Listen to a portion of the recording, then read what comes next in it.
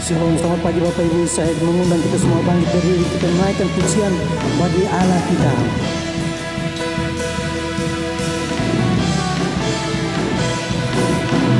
Masuk hadiratnya dengan hati bersyukur, masuk gerbangnya dengan pujian, bermazmurlah bagi Dia, nyanyikan nyanyian baru, bersuka cita sekarang menyembah Dia. Masuk hadiratnya dengan hati bersyukur, masuk gerbangnya dengan pujian, bermazmurlah bagi Dia, nyanyikan nyanyian baru, bersuka cita sekarang tinggikan Dia. Saat hati bersyukur dan jiwa pun bersuka, hadirat Allah nyata dalam pujian. Saat kami menyembah dan tangan pun terangkat, Tuhan hadir dalam pujian umat-Nya.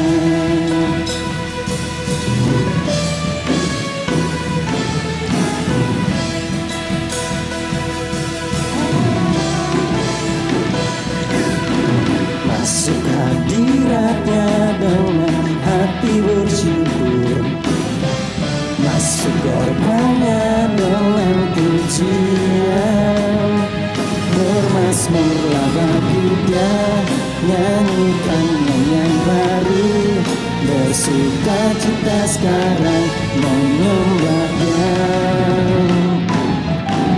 Masuk hadiratnya dengan hati bersyukur, masuk gerbangnya dengan pujian, bermazmurlah bagi Dia, nyanyikan nyanyian baru, bersuka cita sekarang tinggikan Dia.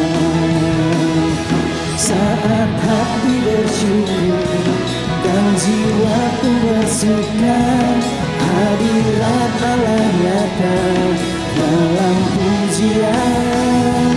Saat kami menyembah dan tangan pun terangkat, Tuhan hadir dalam pujian umat-Nya. Saat hati bersyukur dan jiwa pun bersuka, hadirat Allah nyata dalam pujian. Saat kami menyembah dan tangan pun terangkat, Tuhan hadir dalam pujian umat-Nya. Saat hati bersyukur dan jiwa pun bersuka, hadirat Allah nyata dalam pujian. Saat kami menyembah dan tangan pun terangkat, Tuhan hadir dalam pujian umat-Nya. Tuhan hadir dalam pujian umat-Nya. Tuhan hadir dalam pujian umat-Nya.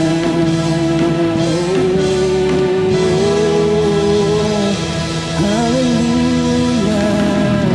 Berikan sorak-sorai bagi Tuhan kita.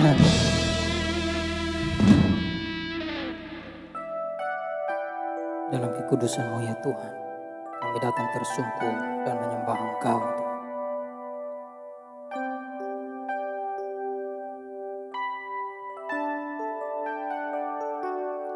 Ku datang Tuhan dalam hadirat-Mu, berhiaskan kekudusan. Seluruh surga sujud menyembah-Mu,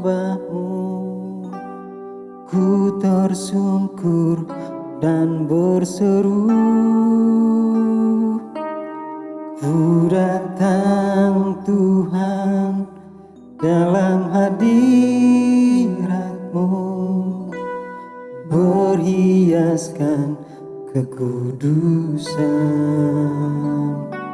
Seluruh surga sujud menyembah-Mu, ku tersungkur dan berseru, kudus, kuduslah, kuduslah Tuhan Allah semesta alam. Kudus, kuduslah, kuduslah Tuhan, surga bumi menyembah-Mu.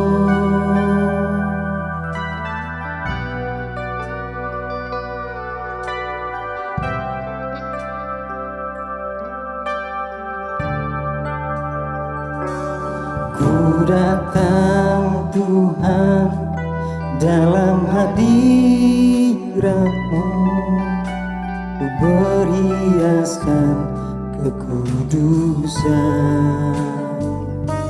Seluruh surga sujud menyembah-Mu, ku tersungkur dan berseru, kudus, kuduslah, kuduslah Tuhan Allah semesta alam. Kudus, kuduslah, kuduslah Tuhan, surga bumi menyembah-Mu. Kudus, kuduslah, kuduslah Tuhan Allah semesta alam. Kudus, kuduslah, kuduslah Tuhan, surga bumi menyembah-Mu. Kudus, kuduslah, kuduslah Tuhan Allah semesta alam. Kudus, kuduslah, kuduslah Tuhan, surga bumi menyembah-Mu. Kudus, kudus, kuduslah Tuhan Allah semesta alam. Kudus, kudus, kuduslah Tuhan, surga bumi menyembah-Mu. Surga bumi, surga bumi menyembah-Mu. Surga bumi menyembah-Mu. Oh, surga bumi menyembah Kau Tuhan,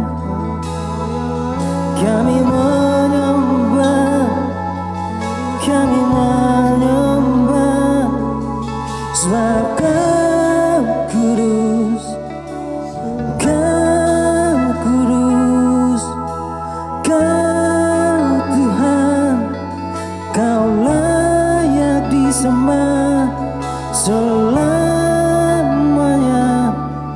selamanya. Kami datang menghampiri tata kudus-Mu Tuhan, dan kami menyembah sebab Kau kudus, Kau kudus, Kau Tuhan, Kau Tuhan kami yang kudus. selamanya, selamanya kau kudus. Oh, terima kasih Tuhan. Terima kasih Tuhan. Terima kasih. Kami bersyukur Tuhan sebab Engkau kudus. Terima kasih Roh Kudus. Terima kasih. Terima kasih Yesus.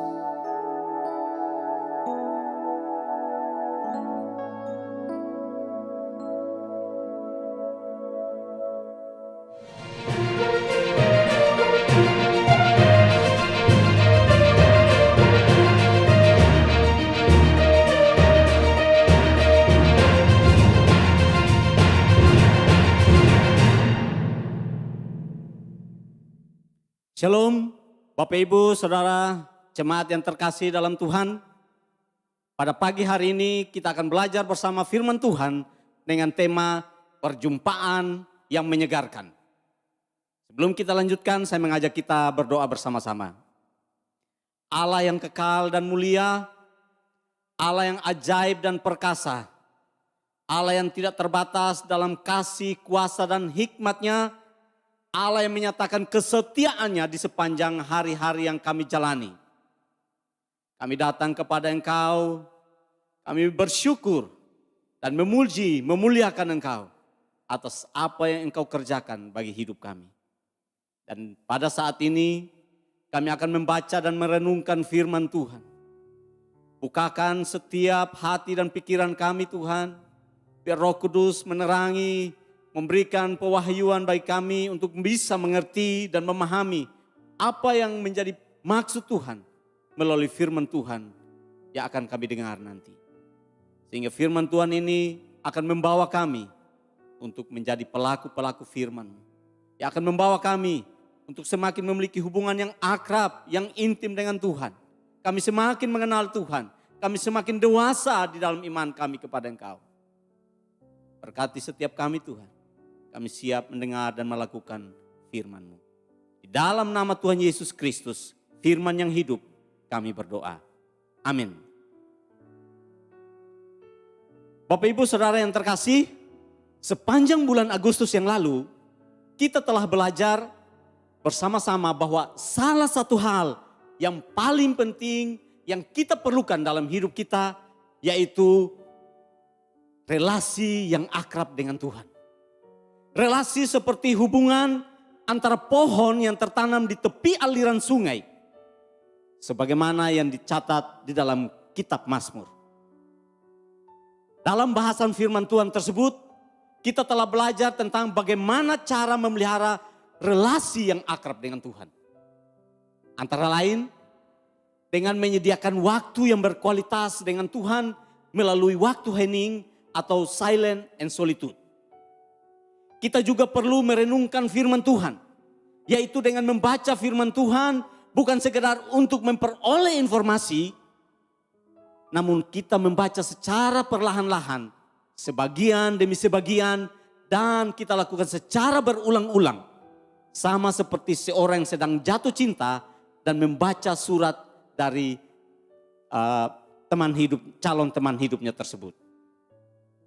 Dan yang terakhir, kita juga telah belajar untuk membangun kehidupan doa yang membawa keakraban dengan Tuhan. Karena tidak semua doa membangun keakraban dengan Tuhan. Nah, kita belajar tentang berdoa dengan tuntunan Alkitab dan berdoa dengan berdiam diri atau silent prayer. Mungkin Bapak Ibu bertanya, kenapa ikut Yesus susah?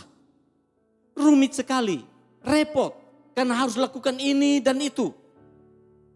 Bukankah dengan percaya saja kepada Tuhan itu sudah cukup untuk membawa kita masuk surga?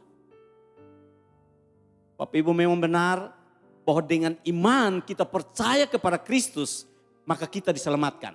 Sudah pasti kita akan masuk ke surga. Memang oleh anugerah Allah di dalam pengorbanan Yesus Kristus, kita telah diperdamaikan dengan Allah. Dan kita juga telah dipulihkan dari hubungan atau relasi kita dengan Allah. Namun tugas kita adalah memelihara, menjaga relasi tersebut sehingga tercipta suatu hubungan yang semakin akrab dengan Tuhan. Dengan demikian kita akan mengalami kehidupan yang bugar, kehidupan yang berkemenangan selama kita masih ada di dunia ini. Itu sebabnya dalam suratnya kepada Timotius, yaitu di dalam 1 Timotius 4 ayat 7 dan 8, Rasul Paulus membandingkan antara usaha orang untuk membangun kebugaran rohani sama seperti usaha dari orang yang berolahraga. Di sini Rasul Paulus secara khusus mengaitkan hubungan antara usaha untuk membangun kebugaran rohani tersebut dengan tindakan untuk beribadah. Untuk lebih jelas saya mengajak kita semua, Bapak Ibu, dimanapun Bapak Ibu berada, membuka Alkitab kita di dalam 1 Timotius 4 ayat 7 dan 8. Kita akan membacanya secara bersama-sama. 1 Timotius 4 ayat 7, 3. Tetapi jauhilah tahyul dan dongeng nenek-nenek tua. Latihlah dirimu beribadah. Latihan badani terbatas gunanya, tetapi ibadah itu berguna dalam segala hal karena mengandung janji baik untuk hidup ini maupun untuk hidup yang akan datang. Bapak Ibu saudara-saudara yang terkasih, kata ibadah pada kedua ayat tersebut dalam pengertian yang luas dapat diartikan sebagai menghormati dan menghargai Tuhan. Namun secara sederhana, kata ibadah ini juga dapat kita artikan sebagai mempersembahkan waktu untuk berjumpa dengan Tuhan. Dengan melalui pujian, doa, dan merenungkan firman Tuhan. Dengan memfokuskan diri pada pengertian sederhana dari kata ibadah, yaitu mempersembahkan waktu untuk berjumpa dengan Tuhan melalui pujian, doa, dan merenungkan firman-Nya. Maka dari 1 Timotius 4 ayat 7 dan 8 ini kita belajar bahwa makna ibadah, pelajaran yang pertama dari makna ibadah yaitu ibadah akan menghasilkan kehidupan yang bugar. Makna pertama dari ibadah yaitu ibadah akan menghasilkan kehidupan yang bugar. Pada ayat yang ke-8 dari firman Tuhan yang telah kita baca tadi, Rasul Paulus membandingkan antara upaya atau latihan badani yang dilakukan orang atau olahraga yang dilakukan oleh orang dengan ibadah. Memang kedua-duanya baik latihan badani maupun ibadah sama-sama berguna.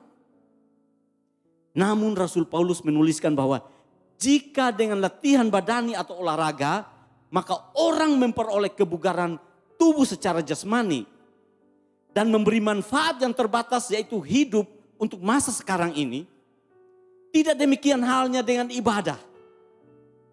Selain memperoleh kebugaran secara rohani, juga bermanfaat dalam segala hal karena mengandung janji baik untuk hidup sekarang maupun untuk hidup yang akan datang. Mengapa Rasul Paulus menulis demikian Bapak Ibu? Karena melalui ibadah kita bisa berjumpa dengan Tuhan. Di dalam Mazmur 22 ayat 4, pemazmur menulis, padahal engkaulah Allah, padahal engkaulah yang kudus, yang bersemayam di atas puji-pujian orang Israel. Ayat ini menunjukkan pada kita bahwa melalui ibadah, ya atau yang diistilahkan dalam Mazmur tadi dengan puji-pujian, umat Tuhan menyediakan sarana bagi Allah untuk hadir dan berjumpa dengan umatnya. Dengan demikian ibadah merupakan wadah yang kita sediakan bagi Tuhan untuk hadir dan berjumpa dengan kita. Suatu perjumpaan atau relasi dengan Tuhan yang akan mengubahkan hidup kita. Yang akan memulihkan hidup kita. Relasi dengan Tuhan yang akan menyegarkan hidup kita. Perjumpaan atau relasi dengan Tuhan yang sangat menentukan kebugaran hidup kita ini sama seperti yang digambarkan oleh Yesus di dalam Yohanes 15. Bahwa Yesus adalah pokok anggur yang benar dan kita adalah carang-carangnya. Yesus berkata, jikalau ranting itu tinggal pada pokok atau pada Yesus, barulah ia akan berbuah banyak. Di luar relasi dengan sang pokok atau Yesus, kita sebagai ranting tidak akan berbuah apa-apa. kita akan menjadi kering, dibuang dan dibakar orang.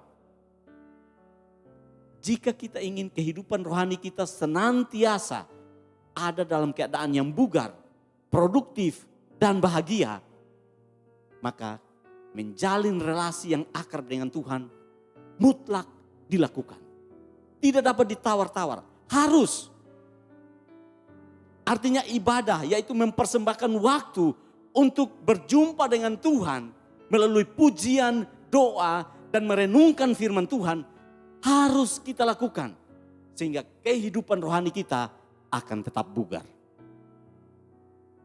Bapak Ibu saudara-saudara yang terkasih, itu sebabnya di dalam Ibrani 10 ayat 25 kita dinasihati agar tidak menjauhkan diri dari pertemuan-pertemuan ibadah. Tetapi justru kita harus semakin giat melakukannya. Nasihat ini menunjukkan betapa pentingnya ibadah bagi kehidupan kita. Penting karena membawa manfaat bagi hidup kita saat ini maupun untuk hidup yang akan datang. Itulah hidup yang bugar. Hidup yang berkemenangan pada masa kini dan hidup yang berbahagia pada masa yang akan datang. Pelajaran yang kedua dari ibadah, yaitu ibadah memerlukan sikap disiplin. Pelajaran kedua dari ibadah, yaitu ibadah memerlukan sikap disiplin. Bapak Ibu, pada ayat 7 dari bacaan kita tadi dituliskan bahwa latilah dirimu beribadah. Di dalam kata latilah sesungguhnya mengandung makna bersikap disiplin. Itu sebabnya dalam bahasa Inggris ayat tersebut diterjemahkan sebagai discipline yourself for the purpose of godliness. Sikap disiplin inilah yang harus ada dalam diri seorang olahragawan. Tanpa sikap disiplin, maka yang bersangkutan tidak akan pernah menjadi seorang juara. Sikap disiplin ini dalam 1 Korintus 9 ayat 27 disampaikan oleh Rasul Paulus dalam kalimat, tetapi aku melatih tubuhku dan menguasainya seluruhnya. Di ayat-ayat sebelumnya, di dalam 1 Korintus 9 ayat 24 sampai dengan 26, Rasul Paulus menggambarkan perjuangan dirinya dalam pelayanan pemberitaan Injil sama seperti perjuangan seorang atlet tinju atau seorang atlet lari. Rasul Paulus berkata bahwa sama seperti seorang olahragawan, ia harus melatih tubuhnya dan menguasai seluruhnya. Artinya kita tidak boleh membiarkan tubuh kita yang mendikte tindakan-tindakan kita. Justru sebaliknya kita yang harus mendisiplinkan tubuh kita atau kita yang harus mengendalikan tubuh kita. Dan kalau prinsip ini kita terapkan dalam hal beribadah, maka ketika tubuh kita ini berkata, tidak usah pergi beribadah. Kan hari Minggu itu masih banyak. Besok masih ada hari untuk kita bisa beribadah. Hari ini saya malas sekali. Masih ada hari yang lain untuk kita bisa beribadah. Di saat itu kita harus berkata pada tubuh kita, tidak, saya harus beribadah. Saya harus beribadah. Coba kita membayangkan Bapak Ibu, jika seorang atlet membiarkan tubuhnya yang menentukan apakah hari ini ia latihan atau tidak. Apakah hari ini ia boleh berolahraga atau tidak, melatih diri atau tidak. Setiap kali ia mau berlatih tubuhnya berkata tidak usah latihan, lain kali saja. Masih ada hari-hari lain lagi. Bapak Ibu, kira-kira apa yang terjadi dengan prestasi atlet tersebut? Berarti dalam beribadah kita harus menaklukkan keinginan kita yang bertentangan dengan kehendak Allah. Kita perlu mengalami kematian terhadap semua kehendak kita dan menjadi pelaku dari kehendak Allah. Dengan berkata tidak kepada kehendak diri kita. Itulah yang disebut dengan mendisiplinkan diri. Dengan menaklukkan diri kita, kehendak kita, itulah yang disebut dengan mendisiplinkan diri. Memang kerelaan untuk membayar harga atau sikap disiplin inilah yang harus mewarnai kehidupan ibadah kita. Sama seperti yang dilakukan oleh Daniel. Ia berani membayar harga dengan rela dibuang ke dalam gua singa demi ibadahnya kepada Allah yang ia sembah. Atau juga sama seperti pengikut-pengikut Kristus di Tiongkok yang rela dipenjarakan karena mereka tetap beribadah secara sembunyi-sembunyi di rumah-rumah mereka meskipun dilarang oleh pemerintah komunis.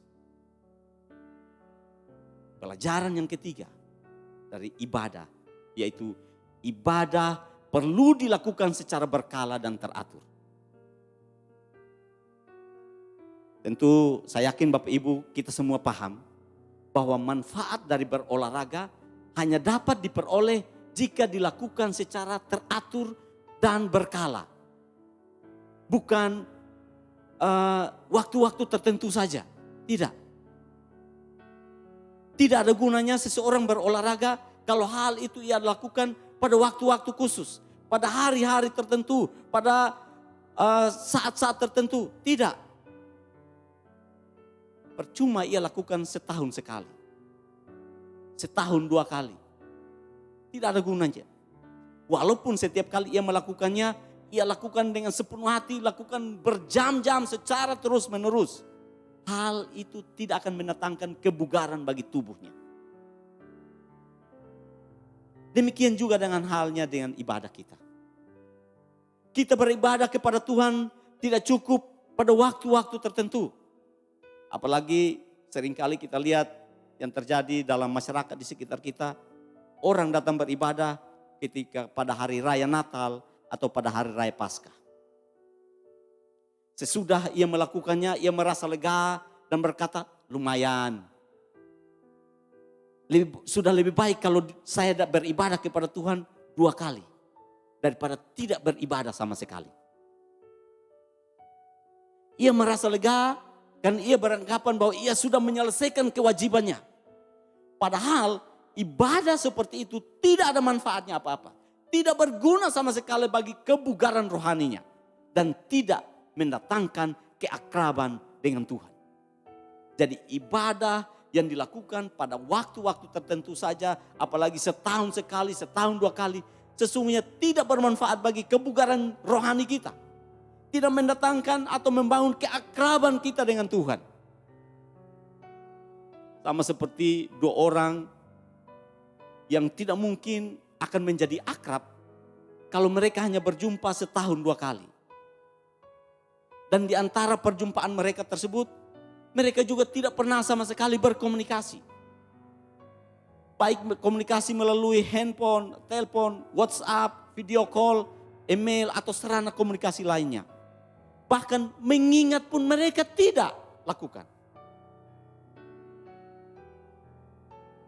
Jelas perjumpaan mereka itu tidak akan cukup membangun keakraban di antara mereka. Hal ini juga berlaku dalam hal perjumpaan kita dengan Tuhan.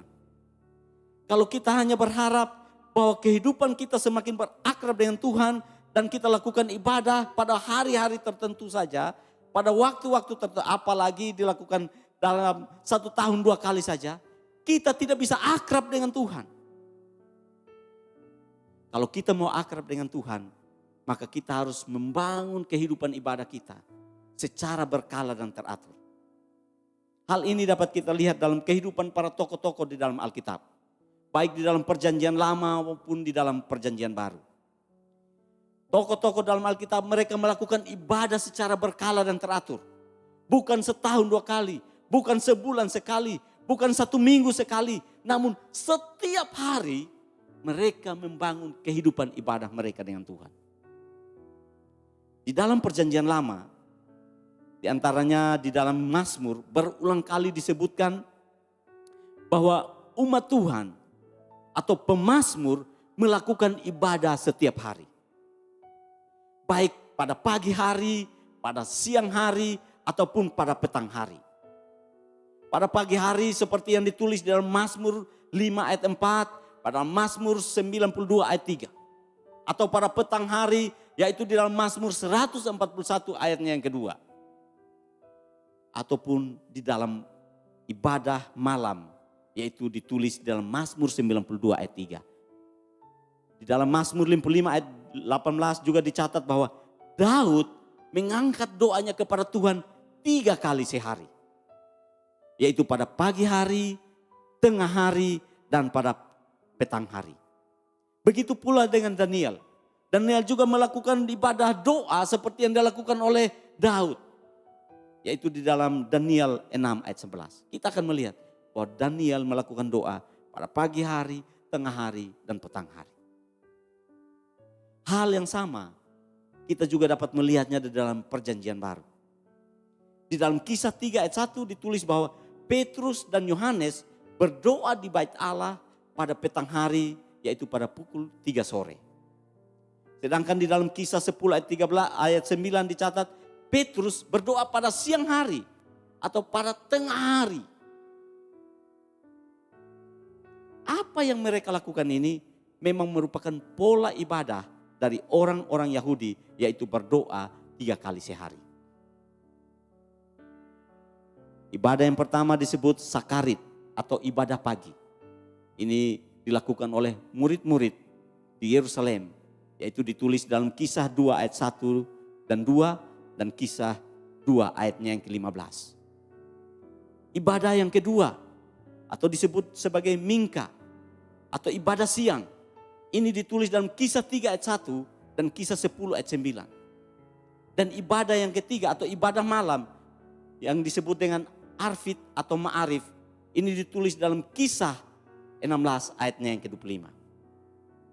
Berdoa di pagi hari dan malam hari ini pula yang dilakukan oleh Tuhan Yesus. Ini pula yang diajarkan oleh Tuhan Yesus kepada murid-muridnya. Bahkan Tuhan Yesus meminta agar murid-muridnya berdoa tanpa jemu-jemu. Dan hal yang sama juga disampaikan oleh Rasul Paulus di dalam Kolose 4 ayat 2 dan Efesus 6 ayat 18. Beribadah 3 kali sehari ini pula lah yang dipraktekkan oleh gereja mula-mula. Yaitu gereja pada masa awal berdiri 2000 tahun yang lampau. Hal tersebut dapat kita baca di dalam Didache, kitab yang ditulis pada abad pertama. Didache merupakan kitab tertua yang mencatat tentang pola kehidupan para pengikut-pengikut Kristus pada masa itu. Di situ ditulis bahwa pengikut-pengikut Kristus melakukan ibadah harian dengan berdoa 3 kali sehari. Semua ini menjelaskan kepada kita bahwa ibadah kepada Tuhan haruslah dilakukan secara berkala. Harus dilakukan secara teratur. Berkala artinya dilakukan setiap hari dan tidak cukup seminggu 1 kali. Apalagi setahun 2 kali. Tidak, tetapi dilakukan sehari 3 kali. Melalui perjumpaan dengan Tuhan setiap hari di dalam ibadah yang kita lakukan secara pribadi tersebut, kita membangun keakraban kita dengan Tuhan. Keakraban yang akan membawa kesegaran dalam kehidupan kita. Keakraban yang akan membawa kesegaran bagi kehidupan rohani kita. Ibadah setiap hari atau ibadah harian berbeda dengan renungan harian seperti yang dilakukan oleh banyak orang. Ibadah setiap hari atau ibadah harian bukanlah sekedar renungan harian atau yang seringkali disebut orang sebagai saat teduh. Bukan. Tetapi ibadah harian adalah ibadah yang dilakukan secara teratur, secara berkala. Hal ini untuk membawa kita semakin akrab dengan Tuhan. Memang ada kesamaan antara ibadah harian dengan saat teduh. Namun ibadah harian dan saat teduh berbeda di fokusnya. Kalau ibadah harian fokusnya adalah pada pribadi Yesus sendiri, pada pribadi Allah sendiri. Saat teduh adalah fokus pada apa yang kita peroleh dari Tuhan. Biasanya orang melakukan saat teduh dengan maksud untuk memperoleh sesuatu. Nah, karena itu seringkali kita mendengar orang menggambarkan saat teduh itu sama seperti tindakan untuk recharging atau kita mengisi kembali kehidupan kita seperti mengisi ulang tenaga listrik dari sebuah baterai. Ibadah harian tidak seperti itu. Di dalam melakukan saat teduh, orang menaikkan permohonan-permohonan kepada Tuhan. Sehingga telah saya sebutkan tadi bahwa pusat atau fokus dari saat teduh adalah apa yang saya peroleh dari Tuhan. Tetapi tidak demikian halnya dengan kita melakukan ibadah harian. Meskipun di dalam ibadah harian kehidupan kita disegarkan, kita juga menaikkan permohonan-permohonan kita kepada Tuhan. Namun fokus dari ibadah harian kita bukan apa yang kita peroleh daripada Tuhan, tetapi pribadi Tuhan itu sendiri. Fokus dari ibadah harian kita adalah Tuhan sendiri. Karena melaluinya kita mengagungkan Tuhan, kita mengambil waktu untuk berada bersama-sama dengan Tuhan. Serta kita mendengar Dia berbicara, bahkan kita juga berbicara kepada Tuhan. Berarti di dalam ibadah harian tercakup silent and solitude atau waktu hening. Di dalam ibadah harian kita memuji Tuhan. Di dalam ibadah harian kita merenungkan firman Tuhan. Serta melakukan silent prayer atau doa dengan berdiam diri. Itu sebabnya sebelum kita belajar tentang pentingnya melakukan ibadah harian hari ini, di sepanjang bulan yang lalu kita telah belajar bagaimana melakukan silent and solitude. Kita juga belajar bagaimana merenungkan firman Tuhan, yaitu dengan berdoa dalam bentuk komunikasi bersifat dua arah. Termasuk di dalamnya kita melakukan berdoa dengan berdiam diri. Sehingga dengan demikian ibadah harian yang kita lakukan akan membangun kesegaran dalam kehidupan rohani kita. Tentu Bapak Ibu, semua itu tidak akan berguna kalau kita tidak mempraktekannya dalam kehidupan kita. Praktekkan semua itu dalam kehidupan kita sehari-hari. Sebab apa yang telah kita pelajari di sepanjang bulan lalu dan hari ini tidak akan ada gunanya kalau hanya sekedar menambah pengetahuan kita. Mari kita lakukan ibadah harian secara teratur dan disiplin. Sehingga kita akan memperoleh manfaat daripadanya. Bapak Ibu saudara-saudara yang terkasih.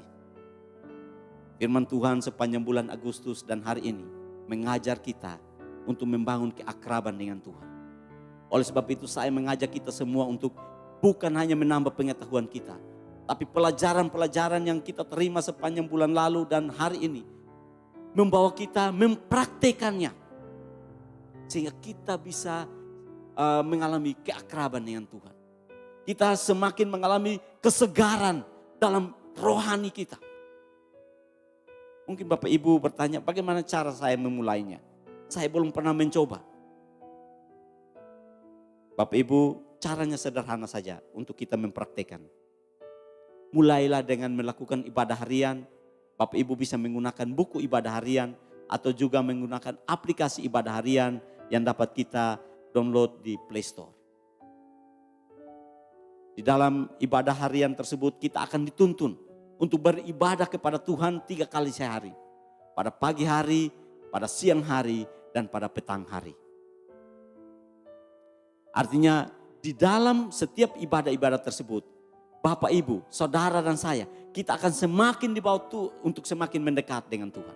Kita akan menyiapkan wadah untuk Tuhan hadir dan kita membangun keakraban dengan Tuhan.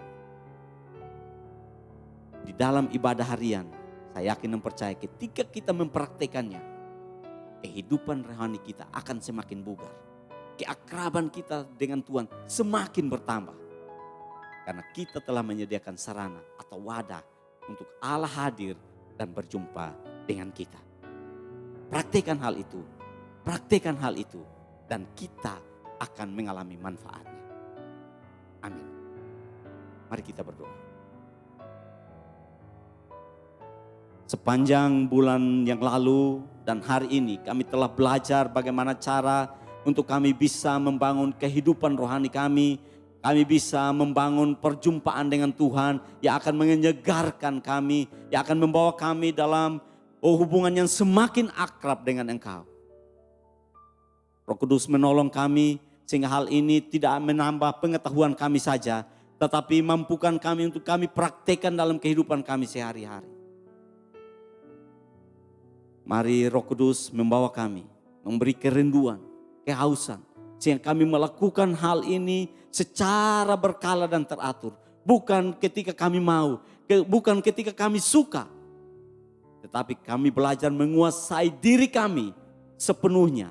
Sehingga kami melakukan kehendak Allah. Kami mempraktikkan kebenaran firman Tuhan yang telah kami dengar. Dengan demikian kehidupan kami semakin akrab dengan Tuhan. Kebugaran rohani kami semakin disegarkan. Terima kasih Tuhan Yesus. Dalam seluruh pergumulan-pergumulan umat-Mu ya Tuhan. Engkau Allah yang tidak tinggal diam. Engkau Allah selalu ada bersama. Bahkan Engkau menjawab setiap pergumulan-pergumulan daripada umat-Mu. Tantangan persoalan yang mereka hadapi akan membawa mereka semakin merendahkan diri. Dan menyadari bahwa mereka membutuhkan Engkau. Sehingga mereka boleh melatih diri membangun kebiasaan mereka untuk membangun ibadah harian. 3 kali sehari, pagi hari, siang, dan petang hari. Kami boleh membangun sarana, menyediakan waktu kami untuk berjumpa dengan Engkau. Terima kasih Tuhan Yesus. Berkati seluruh umat-Mu. Di dalam nama Yesus Kristus Tuhan dan Allah kami. Kami berdoa dan bersyukur. Haleluya. Amin. Bapak Ibu, saudara-saudara yang terkasih. Di tempat Bapak Ibu masing-masing. Bapak Ibu bisa berdiri bersama-sama. Kita akan menyelesaikan ibadah kita dengan menerima berkat Tuhan. Anugerah dari Allah Bapa, kasih dan setia di dalam Yesus Kristus Tuhan kita, dan penyertaan oleh kuat kuasa Roh Kudus-Nya tinggal serta dengan kita mulai dari hari ini hingga Maranatha, Yesus datang kembali yang kedua. Dalam nama Tuhan Yesus Kristus kita menerima berkat ini. Haleluya. Dan setiap kita yang percaya berkata amin. Shalom, terima kasih Bapak Ibu saudara-saudari. Sampai jumpa dalam ibadah kita di minggu berikutnya. Jangan lupa tetap menjalani kehidupan Bapak Ibu Saudara dengan mentaati protokol kesehatan. Tuhan Yesus memberkati. Saat hati bersyukur dan jiwa pun bersuka, hadirat Allah nyata dalam pujian. Saat kami menyembah dan tanganku terangkat, Tuhan hadir dalam pujian umat-Nya. Saat hati bersyukur dan jiwa pun bersuka, hadirat Allah nyata dalam pujian. Saat kami menyembah dan tanganku terangkat, Tuhan hadir dalam pujian umat-Nya. Tuhan hadir dalam pujian umat-Nya. Tuhan hadir dalam pujian umat-Nya.